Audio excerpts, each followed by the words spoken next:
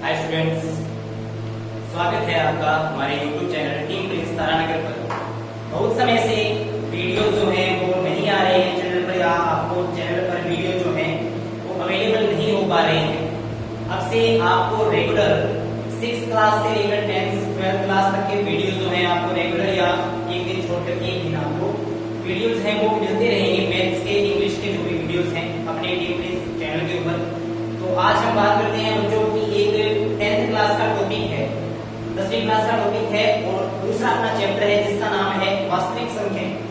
जो दूसरा हमारा चैप्टर है 10th क्लास का, दूसरा जो हमारा चैप्टर है जिसका नाम है वास्तविक संख्याएं, वास्तविक संख्याएं। और ये जो वास्तविक संख्याएं होती हैं इन्हें इंग्लिश में बोला जाता है रियल नंबर्स। ये है हमारी वास्तविक संख्याएं या रियल नंबर्स। ये जो चैप्टर है ये चैप्टर नंबर 2 है, चैप्टर नंबर 2 है 10th क्लास का, और इसके मैक्सिमम मार्क्स, ये जो चैप्टर है ये बोर्ड एग्जाम में आता है 3 नंबर का चैप्टर है। वो बोर्ड एग्जाम में आता है, कितने नंबर का आता है? 3 नंबर का। 3 नंबर का ये चैप्टर बोर्ड एग्जाम में आता है। इस प्रकार से आता है, इसमें 1 नंबर का एक क्वेश्चन और 2 नंबर का एक क्वेश्चन आते हैं। तो 2 और 1 कितना नंबर का हो गया? 3 नंबर का ये चैप्टर हो गया। एक क्वेश्चन नंबर 2 आएगा, एक क्वेश्चन नंबर 3 आएगा, एक क्वेश्चन नंबर 11 या 12 आएगा। इस प्रकार से 1 और 2 नंबर के 2 क्वेश्चंस में 3 नंबर में ये चैप्टर हमारा है जिसका नाम है वास्तविक संख्याएं। 10th क्लास की बुक का ये चैप्टर है। तो स्टार्ट करते हैं कि वास्तविक संख्याएं क्या होती है। बताया था किसी भी चैप्टर को पढ़ने के लिए सबसे पहले उसकी डेफिनेशन हमें आनी चाहिए, उसकी परिभाषा हमें आनी चाहिए कि उसकी परिभाषा क्या होती है। परिभाषा के लिए बात करें तो सबसे पहले वास्तविक संख्याएं, चैप्टर का नाम है वास्तविक संख्याएं। सबसे पहले हमें पता होना चाहिए कि अंक क्या होती है, संख्या क्या होती है। उसके बाद में बात करेंगे वास्तविक संख्याओं की। तो बात करें अंक की, संख्याएं पढ़ने से पहले वास्तविक संख्याओं में एक नाम आया है संख्याएं। क्या नाम आया है? संख्याएं। और ये जो संख्याएं हैं इनको पढ़ने से पहले हमें पढ़ना पड़ेगा अंक। अंक क्या होता है? ये एक छोटी क्लास की बात है, परंतु फिर भी मैं आपको बता देता हूँ कि अंक की परिभाषा है वो बहुत से लोगों को पता नहीं होती है। मैं एक छोटा सा एग्जाम्पल लिखता हूँ। मैंने एक एग्जाम्पल लिया, एग्जाम्पल लिखा हमने ये कि एक कमरे में 4 व्यक्ति बैठे। एक कमरे में 4 व्यक्ति बैठे, एक कमरे में 4 व्यक्ति बैठे हैं, ठीक है। ये हमने गणना की है, इस बात की हमने क्या की है? गणना की है कि इस कमरे में है वो व्यक्तियों की संख्या कितनी है? 4 है। तो गणना करने के लिए जिस विषय का, जिस पद्धति का प्रयोग किया जाता है, गणना के लिए जिस पद्धति का प्रयोग किया जाता है गणना के लिए, वह क्या होती है? गणित होती है, ठीक है। तो इस गणित में हमने लिख दिया कि एक कमरे में 4 व्यक्ति है। अब ये जो 4 मैंने लिखा है, गणना कर ली, गणना करने के बाद हमें कितने व्यक्ति प्राप्त हुए? 4 व्यक्ति प्राप्त हुए। परंतु ये जो 4 है, ये जो 4 है, इस 4 को ये मैंने हिंदी में लिखा है। गणित में इसको लिखने के लिए गणितज्ञों द्वारा एक विशेष चिन्ह दिए गए हैं। कुछ विशेष मान ऐसे हैं जिनको लिखने के लिए गणितज्ञों ने कुछ विशेष चिन्ह दिए हैं। उन विशेष चिन्हों को क्या कहते हैं? अंक कहते हैं। कैसे? जैसे ये 4 लिख दिया कि 4 व्यक्ति बैठे हैं, तो इस 4 को हिंदी में जैसे 4 लिखते हैं वैसे नहीं लिखेंगे, क्योंकि गणित में बहुत बड़ी बड़ी संख्या आगे बननी है। इसलिए इसको शॉर्ट में एक साइन दे दिया, एक चिन्ह दे दिया, ये वाला चिन्ह, और इस वाले चिन्ह को हम क्या बोलते हैं? 4 यानी कि 4 बोलते हैं। इसी प्रकार से ये वाला क्या है? इसे 2 लिख दिया, तो ये तो हिंदी में लिखा है। इस हिंदी को गणित में लिखने के लिए गणितज्ञों ने क्या किया कि उन्होंने इसको क्या लिख दिया? इस प्रकार से लिख दिया। और ये वाला जो चिन्ह बन रहा है, ये जो चिन्ह है इसे क्या बोल दिया? 2 बोल दिया। ये वाला जो चिन्ह है इसे क्या बोल दिया? 2 बोल दिया। तो अंक की डेफिनेशन क्या बनने वाली है? अंक की परिभाषा क्या बनने वाली है? अंक की परिभाषा ये बनेगी कि गणित में कुछ विशेष मानों को दर्शाने के लिए, कुछ विशेष मानों को दर्शाने के लिए कुछ विशेष चिन्ह दिए गए हैं, कुछ विशेष चिन्ह दिए गए हैं, जिन्हें क्या कहा जाता है? जिन्हें अंक कहा जाता है, अंक कहा जाता है। कुछ विशेष चिन्ह हैं जिन्हें क्या कहा जाता है? अंक कहा जाता है। और अंक जो है वो कुल 10 होते हैं। अंक जो है वो कुल 10 होते हैं। इस बात का हमें याद रखना है कि अंक जो है वो कुल कितने होते हैं, कुल 10 होते हैं। कौन कौन से होते हैं? शुरू करते हैं 0 से। तो सबसे पहला जो अंक है वो क्या है? 0। उसके बाद में 1, फिर 2, फिर 3, फिर 4, फिर 5, फिर 6, फिर 7, 8, 9। और ये जो सभी के सभी अकेले आ रहे हैं, इन अकेले चिन्हों को क्या कहा गया है? अंक कहा गया है। इन्हें तो कितने हैं ये? 1, 2, 3, 4, 5, 6, 7, 8, 9, 10, यानी कि अंक मिलाकर कितने होते हैं? 10 होते हैं। तो ये हो गई अंक की डेफिनेशन। और ये जो अंक है, इन अंक से बनेगी क्या? बनेगी संख्या। इन अंकों से क्या बनने वाली है? संख्या बनने वाली है। और संख्या किस प्रकार से बनती है? यदि मैं 2 या 2 से अधिक, ये कितने अंक हैं? इस 10 में, ये मैंने 10 लिखा है, इसमें एक तो 1 अंक है, एक 0 अंक है, ठीक है। इसमें कितने अंक आ गए? 2 अंक। तो संख्या क्या होती है? संख्या होती है जब 2 या 2 से अधिक अंक, जब 2 या 2 से अधिक अंक एक साथ आ जाए, जब 2 या 2 से अधिक अंक हैं वो क्या लिख दिए जाए? एक साथ लिख दिए जाए। तो उससे क्या बनेगी हमारी? उससे हमारी संख्या बन जाएगी। उससे हमारी क्या बन जाएगी? संख्या बन जाएगी। किस प्रकार से?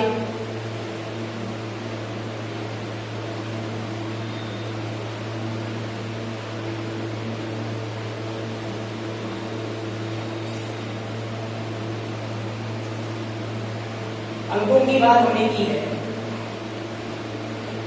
अंकों के लिए बता दिया कि अंक टोटल 10 होते हैं। 0, 1, 2, 3, 4, 5, 6, 7, 8, 9 और कितना होगा? 10। ये जो आ गए, ये सभी के सभी क्या आ गए? हमारे अंक आ गए। अंकों से हमने बना ली है संख्या। अंकों से हमने बना ली है संख्या। और संख्या की परिभाषा मैंने बताई थी कि जब 2 या 2 से अधिक अंक, 2 या 2 से अधिक अंक एक साथ लिख दिए जाए, अधिक अंक एक साथ लिख दिए जाए, एक साथ लिख दिए जाए, तो वह क्या बनेगी? एक संख्या बनेगी। क्या बनेगी? एक संख्या। किस प्रकार से? मैंने लिख दिया 2, 3, 4, 5, 6 यानी कि 23,456। तो चेक करते हैं कि क्या ये एक संख्या है या नहीं है? है, क्योंकि इसमें 1, 2, 3, 4 और 5 कितने अंक हैं? 5 अंक हैं। तो बोला गया है कि 2 या 2 से अधिक अंक जहां पर भी आ जाए, 2 या 2 से अधिक अंक, ये 5 अंक है, 2 से अधिक है, तो जहां पर भी आ जाए वो क्या बन जाती है? एक संख्या। इसने बोल दिया कि 413 एक संख्या है या नहीं है? है, क्योंकि 413 में 1 अंक, 2 अंक, कितना अंक है? 3 अंक। तो 3 अंक होने के कारण, 2 या 2 से अधिक अंक होने के कारण 413 है। यह भी क्या है? एक संख्या है। कोई पूछ ले कि 9 एक संख्या है या नहीं है? तो 9 एक अंक है। इसे संख्या वैसे बोला जाता है, परंतु 9 वास्तव में क्या है? एक अंक बोला जाएगा। 9 को क्या बोला जाएगा? एक अंक बोला जाएगा। ये हो गई संख्या। अब बात करते हैं संख्याओं के प्रकार। हमें बनना है वास्तविक संख्याएं। तो ये छोटी छोटी बातें हैं, ये बहुत छोटी क्लास की बातें हैं, फिर भी मैंने आपको बता दी। अब बात करते हैं जो हमारा मुख्य मुद्दा है, उसके ऊपर मुख्य मुद्दा हमारा है वास्तविक संख्याएं। तो उसके लिए हमने संख्याएं जो पढ़ी है, उस संख्याओं के पढ़ेंगे हम प्रकार। तो संख्याओं के प्रकार कितने प्रकार के होते हैं उनकी यदि बात करें,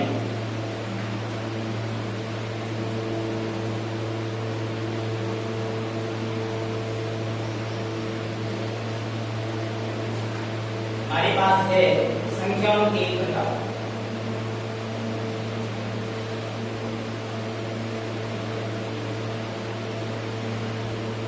यहां से हमारा चैप्टर शुरू होता है। जो पहले छोटी छोटी बातें बताई हैं वो तो छोटी क्लास की बात है। यहां से हमारा जो चैप्टर है वो क्या होता है? शुरू होता है कि संख्याओं के प्रकार हैं वो कुल कितने होते हैं, उनमें से हमें कितने पढ़ना है, हमें कितने प्रकार की आवश्यकता है। तो हमें याद रखना है कि संख्याओं के कुल 8 प्रकार होते हैं। संख्याओं के टोटल 8 प्रकार होते हैं। कौन कौन से प्रकार होते हैं? बात करें नंबर 1 की, तो पहला जो प्रकार होता है संख्या का जो पहला प्रकार होता है वह होता है प्राकृत संख्या। पहली संख्या होती है प्राकृत संख्या।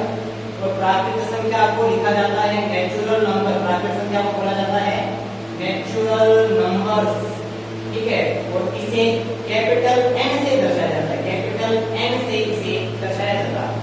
नंबर 2 बात करें तो नंबर 2 होता है पूर्ण संख्या। नंबर 2 हमारे पास होता है पूर्ण संख्या। और पूर्ण संख्या को बोला जाता है होल नंबर। होल नंबर्स, पूर्ण संख्या को बोला जाता है होल नंबर्स। और इसे लिखते हैं हम कैपिटल W से, इसे कैपिटल W से लिखा जाता है। नंबर 3 हमारे पास जो संख्या होती है वह होती है पूर्णांक संख्या। नंबर 3 संख्या होती है वह होती है पूर्णांक संख्या। और पूर्णांक संख्या जो होती है उसे बोला जाता है इंटीजर नंबर्स। इंटीजर नंबर्स, और जो इंटीजर नंबर्स है इसे कैपिटल जेड की सहायता से दर्शाया जाता है। इसके बाद बात करें बच्चों तो 4 नंबर जो हमारी संख्या होती है वह संख्या होती है परिमेय संख्या। नंबर 4 जो संख्या होती है वह कौन सी संख्या होती है? परिमेय संख्या होती है। तो ये जो परिमेय संख्या है इसे बोला जाता है रेशनल नंबर्स, रेशनल नंबर्स। और इस रेशनल नंबर्स को दर्शाया जाता है क्यू से। किससे दर्शाया जाता है? क्यू से। नंबर 5 बात करें तो नंबर 5 हमारे पास संख्या का प्रकार होता है अपरिमेय संख्या। और अपरिमेय जो संख्या होता है इसे बोला जाता है irrational numbers, irrational numbers, irrational numbers. तो इसे दर्शाया जाता है क्यू डैश से। उसके बाद में नंबर 6 प्रकार है वह है हमारे पास वास्तविक संख्याएं। जो चैप्टर हमें पढ़ना है वह संख्या हमारे पास आ गई है वास्तविक संख्याएं, और इन्हें बोला जाता है रियल नंबर्स, वास्तविक यानी कि रियल नंबर्स। और इसे लिखा जाता है आर से, कैपिटल आर इसका क्या होता है? प्रतीक चिन्ह होता है। नंबर 7 की बात करें, हमें यहीं तक पढ़ना है, हमें पढ़नी है वास्तविक संख्या। तो वास्तविक संख्या तो इन 6 संख्याओं में आ जाएगी, यहीं तक पढ़ना है। अन्य 2 संख्याओं की बात करें, कुल प्रकार 8 होते हैं। अन्य 2 संख्याओं की बात करें तो एक जो 7वां नंबर हमारा जो प्रकार है वह होता है अवास्तविक संख्या या काल्पनिक संख्या, अवास्तविक संख्या या काल्पनिक संख्या, काल्पनिक संख्या। और इसे बोला जाता है imaginary number, imaginary number, imaginary numbers. और इसे लिखा जाता है आर डैश की सहायता से। उसके बाद में नंबर 8 की बात करें और अंतिम प्रकार की बात करें तो यह होती है सेमिस्टर संख्या, सेमिस्टर संख्या। और ये जो सेमिस्टर संख्या है इसे बोला जाता है कॉम्प्लेक्स नंबर्स, कॉम्प्लेक्स नंबर्स। और इसे लिखा जाता है सी की सहायता से, इसे लिखा जाता है सी की सहायता से इसे लिखा जाता है। तो कुल प्रकार कितने हो गए? कुल प्रकार हमारे पास 8 हो गए। परंतु बात करें अवास्तविक संख्या की और सेमिस्टर संख्या की, तो ये वाले दोनों जो प्रकार है ये लगते हैं बड़ी क्लासों में, यानी कि उच्च माध्यमिक की क्लासों में, 11th में और 12th में। हमारे जितना काम आएगा, हमारे केवल 6 संख्याएं काम आएगी। कौन सी संख्या? सबसे पहले प्राकृत संख्या, और प्राकृत संख्या को हमने पढ़ा था 5th क्लास में। उसके बाद में पढ़ा था पूर्ण संख्या, और पूर्ण संख्या को पढ़ा था 6th क्लास में। उसके बाद में पढ़ा था पूर्णांक संख्या को, पूर्णांक संख्या को हमने पढ़ लिया था 7th क्लास में। उसके बाद में परिमेय संख्या हमारी आई थी 8th क्लास में, अपरिमेय संख्या 9th क्लास में। और इस बार 10th के अंदर हमारी जो संख्या आई है उस संख्या का नाम है वास्तविक संख्या।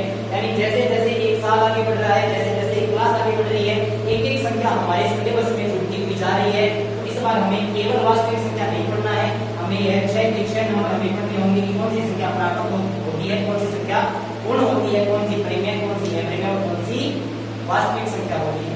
इन सभी प्रकारों की बात करें, जो 6 हमारे प्रकार मुख्य प्रकार हैं, उनकी परिभाषाओं की बात करें, कहां से लेकर कहां तक पहुंच सकती है उनकी बात करें, तो सबसे पहले हम बात करते हैं नंबर 1 संख्या, जिसका नाम है प्राकृत संख्या।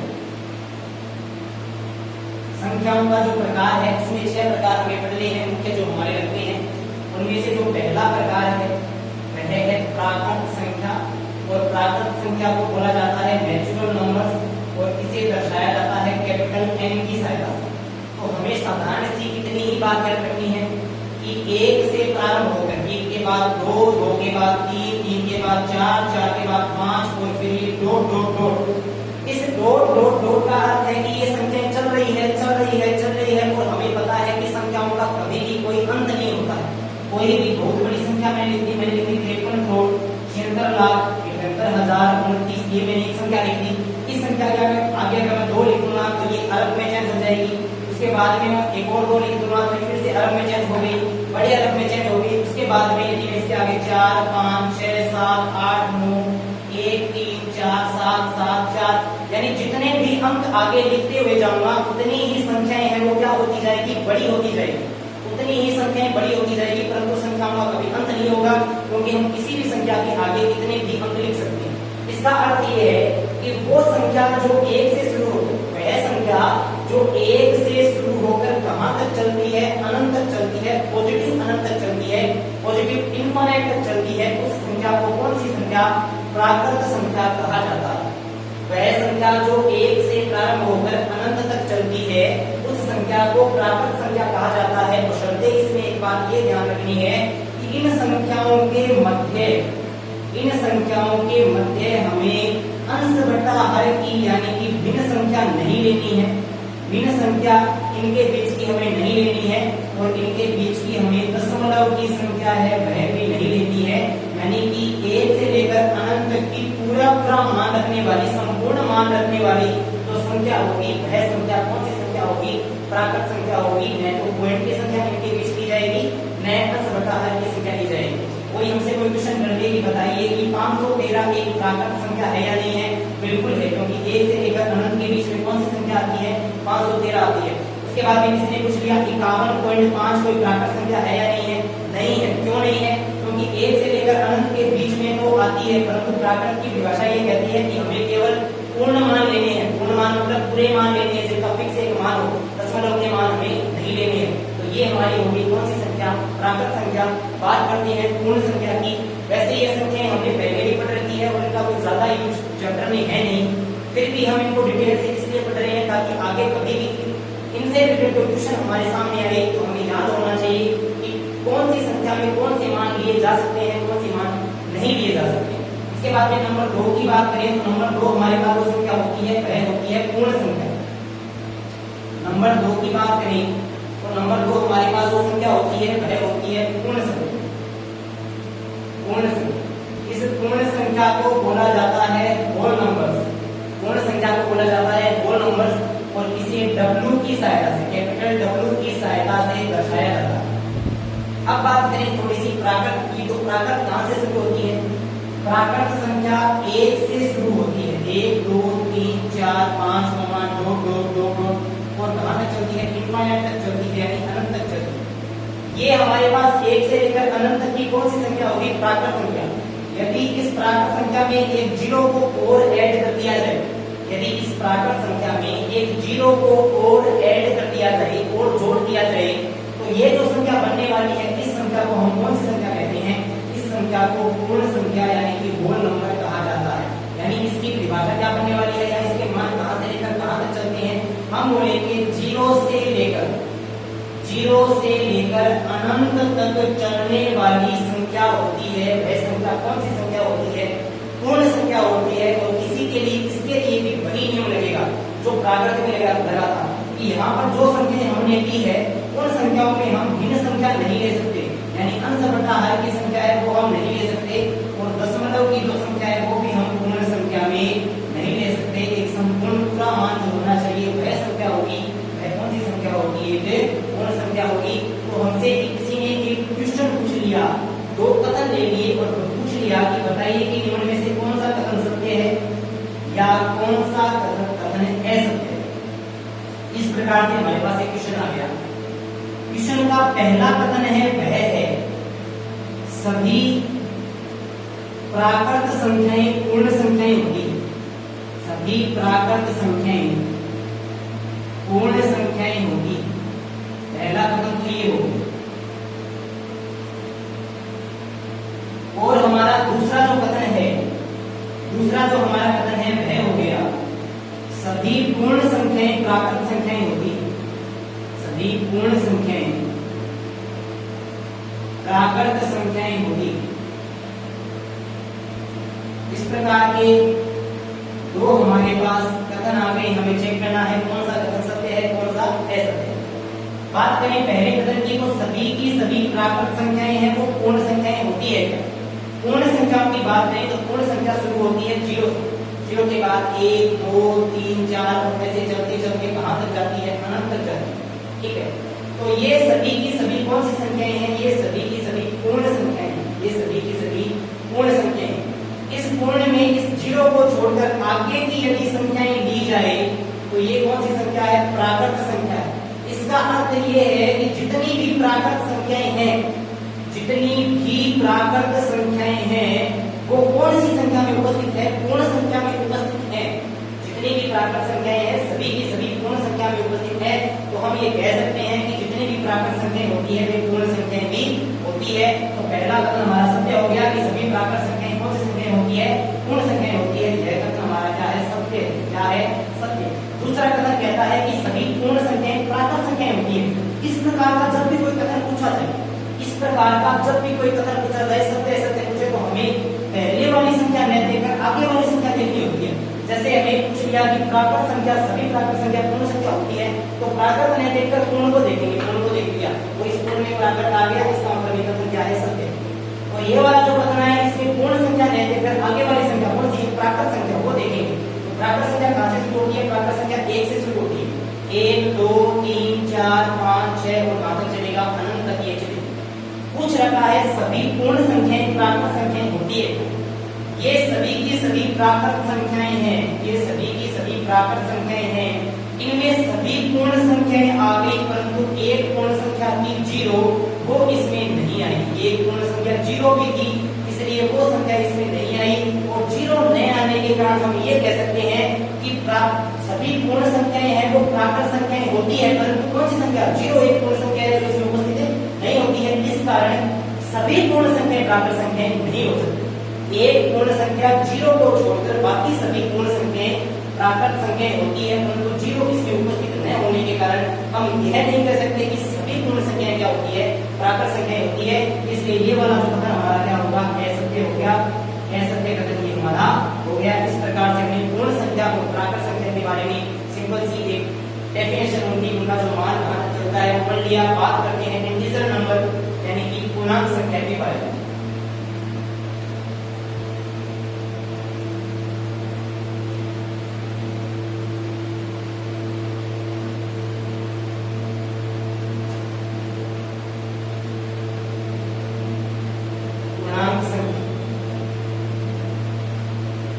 लिखा जाता है capital Z, integer number capital Z। पूर्णांक संख्या के लिए हमें याद रखना है कि माइनस अनंत से लेकर, याद ये इस बात का रखना है कि संख्याएं हैं वो कहां से शुरू होती है, 0 से, और 0 के बाद में 1 2 3 4। तो किसी भी समतल का गणित में किसी भी समतल या किसी पेज का ये वाला जो भाग होता है, किसी भी समतल का गणित में ये वाला जो भाग होता है इस भाग को हमेशा बायां भाग कहा जाता है, बायां भाग कहा जाता है। और इस वाले भाग को हमेशा कौन सा भाग, दायां भाग कहा जाता है। बायां भाग का अर्थ है लेफ्ट हैंड साइड यानी कि LHS और दाएं भाग का अर्थ है राइट हैंड साइड यानी कि RHS।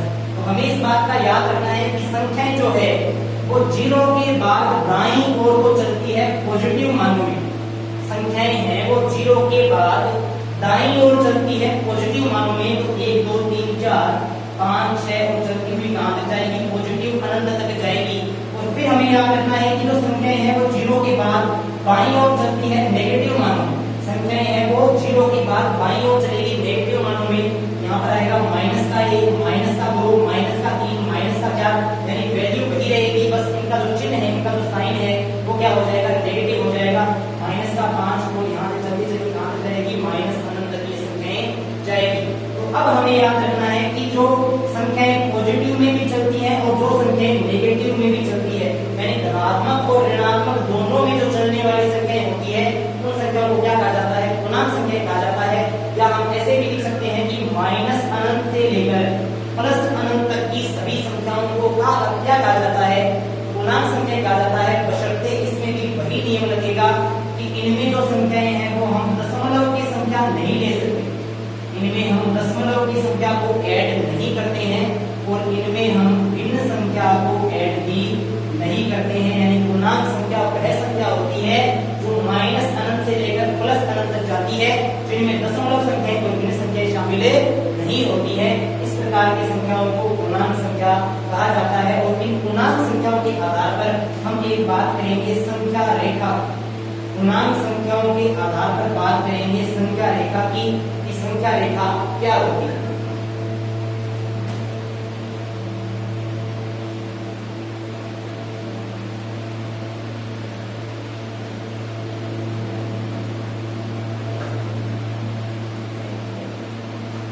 संख्या रेखा की बात करें, संख्या रेखा, संख्या रेखा की बात करें तो संख्या रेखा में एक नाम आ गया रेखा, संख्या रेखा में नाम आ गया रेखा। इस रेखा नाम को पढ़ने के लिए हमें तीन चीज का पता होना चाहिए। एक तो हमें पता होना चाहिए कि रेखा क्या होती है, एक हमें पता होना चाहिए रेखा खंड क्या होता है, एक हमें पता होना चाहिए किरण क्या होता है। इन तीन मानों का हमें पता होना चाहिए कि रेखा, रेखाखंड और किरण में क्या अंतर होता है। बात करें कि यदि एक सीधी पंक्ति में बहुत सारे जो बिंदु हैं, एक सीधी पंक्ति में बहुत सारे जो बिंदु हैं, अनंत बिंदुओं को मिलाने पर जो ज्यामितीय आकृति बनती है, एक सीधी पंक्ति में बनने वाले अनंत बिंदुओं को मिलाने पर, अनंत यानी जिनका कोई अंत नहीं है, यानी ये बिंदु केवल यहाँ से लेकर यहाँ तक के बिंदु नहीं है, ये बिंदु आगे भी चल रहे हैं और ये बिंदु आगे भी चल रहे हैं, परंतु इनको दर्शाने के लिए आगे मैंने एक तीर का यूज कर दिया कि ये बिंदु आगे चलते ही जा रहे हैं और ये बिंदु भी आगे चलते ही जा रहे हैं।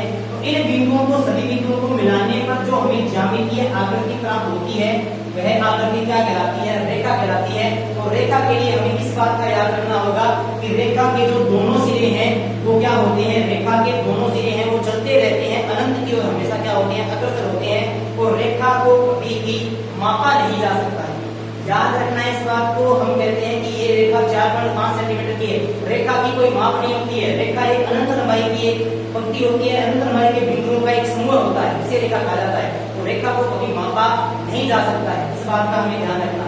बात करते हैं रेखाखंड की।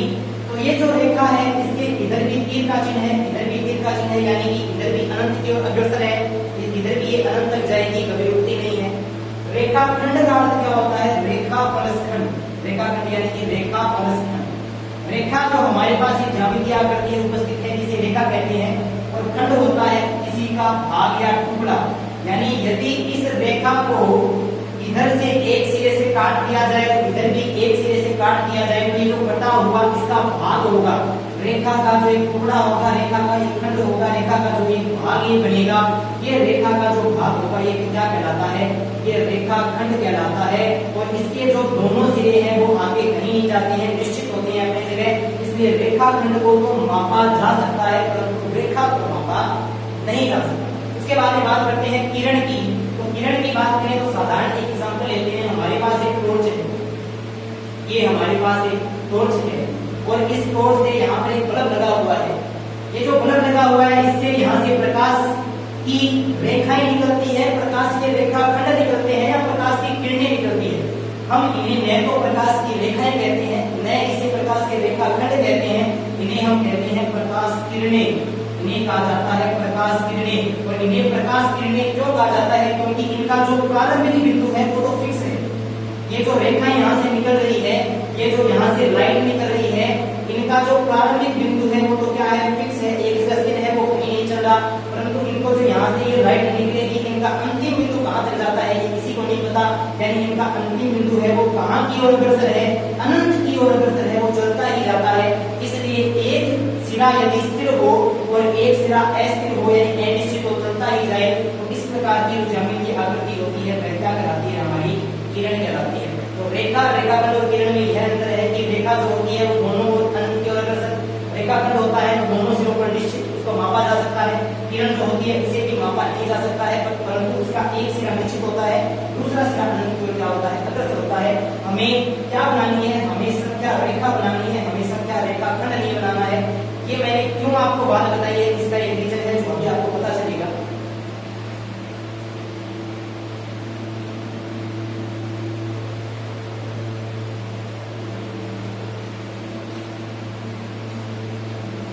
इस प्रकार से ये हमने एक संख्या रेखा बनाई और इस संख्या रेखा और इस संख्या रेखा के एकम बीच का मान जो होगा वो क्या होगा? 0।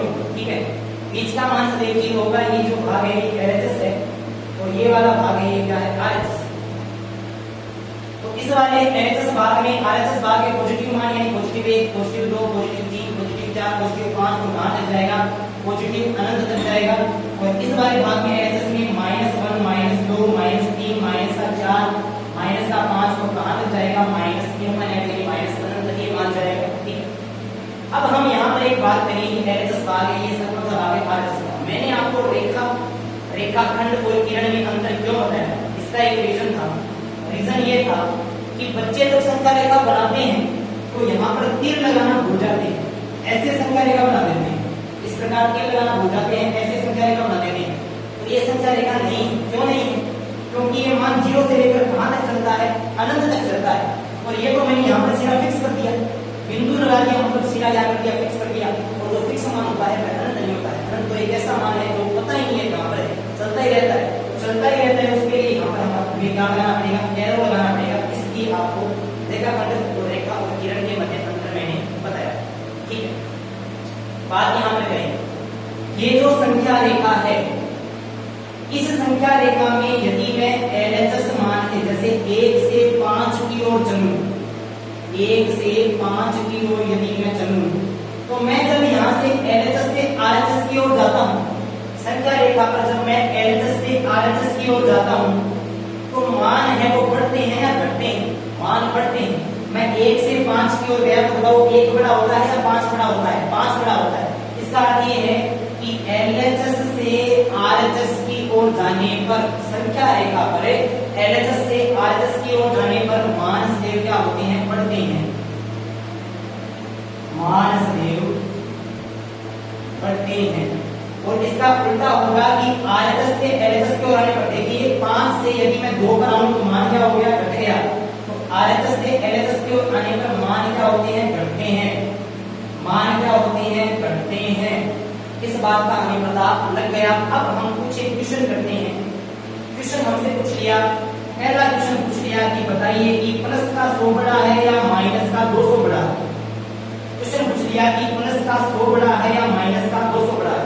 चेक करें। प्लस का 100 हमें मिलेगा RHS की ओर, यहाँ पे मिलेगा प्लस का 100, और जो माइनस का 200 है वो मिलेगा हमें यहाँ, माइनस का 200 मिलेगा LHS की ओर। तो जब हम RHS से आएंगे LHS की ओर तो मान क्या होते हैं? घटते हैं। यानी ये वाला मान तो बड़ा होगा और ये वाला मान क्या होगा? छोटा होगा। यानी 100 तो बड़ा होगा, माइनस का 200 क्या होगा? छोटा होगा। यहाँ पर एक बात आपको ये भी याद रखनी है कि पॉजिटिव मान हमेशा बड़े होते हैं, नेगेटिव मान हमेशा क्या होते हैं? छोटे होते हैं।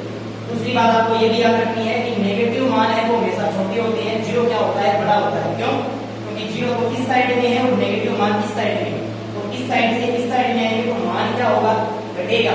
यानी जीरो बड़ा होता है, नेगेटिव मान क्या होते हैं? छोटे होते हैं।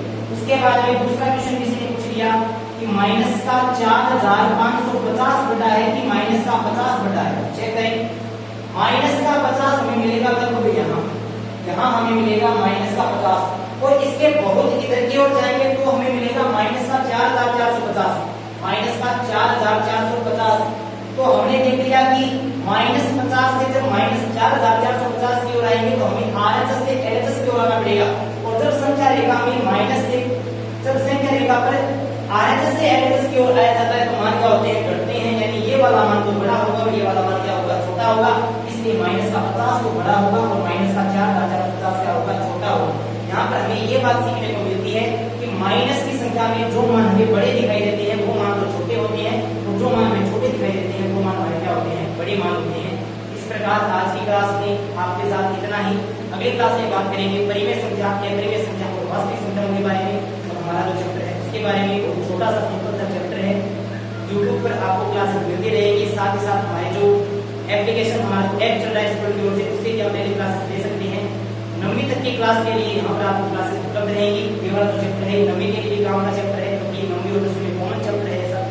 तो आज की क्लास में इतना ही।